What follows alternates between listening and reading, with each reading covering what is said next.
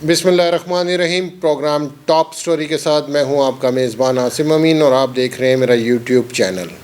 نہیں جی، آج کی بڑی سٹوری آپ کو دینے جا رہے ہیں ہم کہ ہمارے وزیر اعظم صاحب 5 دن کے دورے پر امریکہ گئے تھے کہ اقوام متحدہ میں جا کے میں اپنے ملک کی بات سنا سکوں، ہمیں کیا کیا مسائل ہیں اور ہمیں دنیا سے کیا ہیلپ کی ضرورت ہے۔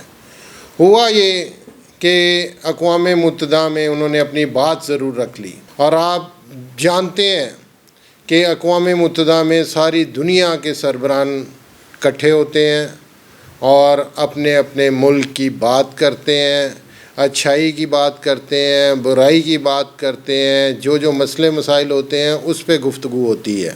لیکن وزیر اعظم صاحب نے اپنی بات تو کر لی، اس کے ساتھ ساتھ تمام تر ممالک کے جو وزیر اعظم ہوتے ہیں یا صدر ہوتے ہیں یا جو بھی بڑی پرسنالٹی کے لوگ اقوام متحدہ میں آتے ہیں، ان سے ایک دوسرے کی ملاقاتیں ہوتی ہیں، اپنی بات کو بیان کرتے ہیں کہ آپ ہمارے ملک میں آئیں، ہم سے انویسٹمنٹ کریں، ہم آپ کو یہ بینیفٹ دیں گے، ہم آپ سے یہ چیز لیں گے، یہ چیز فروخت کریں گے، یا گپ شپ کرتے ہیں۔ کچھ نہ ہو تو پھر ایک اچھی گفتگو ہوتی ہے، ایک اچھی گپ شپ ہوتی ہے۔ لیکن بدقسمتی کے ساتھ ہمارے وزیر اعظم سے کسی ایک بھی ملک کے وزیر اعظم نے ملاقات نہیں کی۔ وہ خواہش کرتے رہے کہ شاید جو بائیڈن مجھ سے ملاقات کر لے۔ جو بائیڈن نے کیا ملاقات کرنی تھی، ان سے تو کسی مڈل ایسٹ کے حکمران نے بھی ملاقات نہیں کی۔ یہ ہے ہماری بدقسمتی۔ اس لیے کہتے ہیں کہ ملک میں امن، سلامتی اور ایک جمہوریت ہونی چاہیے۔ جب جمہوریت ہوتی ہے تو دوسرے ملک بھی آپ کو اپریشیٹ کرتے ہیں، آپ سے تجارت کرتے ہیں۔ دیکھیں، پچھلے دنوں بھارت نے G20 کی میزبانی کی۔ وہ کرنے کا مقصد ہی یہی تھا کہ وہ اپنے ملک میں 20 طاقتور ملک کے لوگوں کو اس نے بلایا اور دکھایا کہ ہمارے ملک میں کیا کیا کچھ ہے اور کیا کیا کچھ ہو سکتا ہے۔ اگر آپ انویسٹمنٹ کریں گے تو ہم آپ کو یہ بینیفٹ دیں گے۔ تو اسی طرح جو ہمارے وزیر اعظم تھے، انہوں نے بہت لوگوں سے ملنے کی کوشش کی، لیکن کسی نے ان کو کوئی رسپانس نہ دیا۔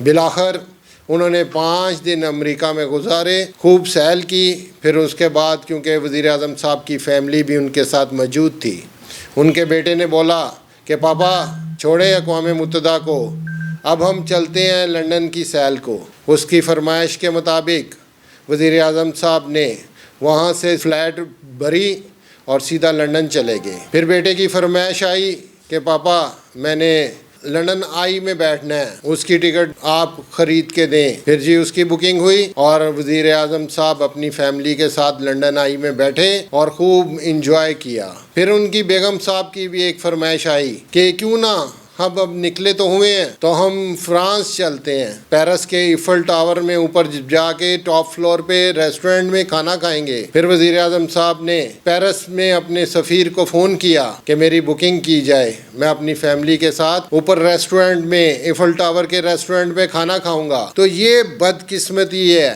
کہ یہاں لوگوں کو کھانے پینے کی کوئی چیز میسر نہیں ہے، اور آٹا دیکھ لے کہاں سے کہاں چلا گیا، اور بہت ساری ایسی چھوٹی چھوٹی چیزیں ہیں، اب تو لوگوں کو وہ بھی میسر نہیں ہے۔ مہنگائی دن بہ دن بڑھتی چلی جا رہی ہے۔ 1500 روپیہ مزدوری کرنے والا صرف ایک ٹائم کا کھانا کھا سکتا ہے۔ اگر وہ ایک ٹائم کا کھانا کھائے گا اپنی مزدوری میں تو سیونگ کیا کرے گا؟ اپنے بچوں کے لیے اسکول کی فیس کہاں سے دے گا؟ ہیلتھ کے اخراجات کہاں سے کرے گا؟ ایجوکیشن کے اخراجات کہاں سے کرے گا؟ یہ بدقسمتی ہے کہ ایک سائیڈ سے وہ کہتے ہیں جی ہمارے ملک کو بہت سارے چیلنجز کا سامنا ہے، دوسری سائیڈ پہ آپ لنڈن آئی میں بیٹھے انجوائے کر رہے ہیں، فرانس میں ایفل ٹاور پہ آپ ریسٹورنٹ پہ کھانے کھا رہے ہیں، امریکہ میں آپ پھرا رہے ہیں، اپنی فیملیوں کے ساتھ موج مستی کر رہے ہیں۔ یہ ایک سائیڈ کے 2 رخ ہم آج آپ کو دکھا رہے ہیں کہ ہمارے یہ غریب ملک کے حکمران کہاں کہاں کیا کیا عیاشیاں کر رہے ہیں۔ کل ایک نئے ٹاپک کے ساتھ آپ کی خدمت میں حاضر ہوں گا۔ اپنے میزبان کو اجازت دیجیے۔ اللہ نگہبان۔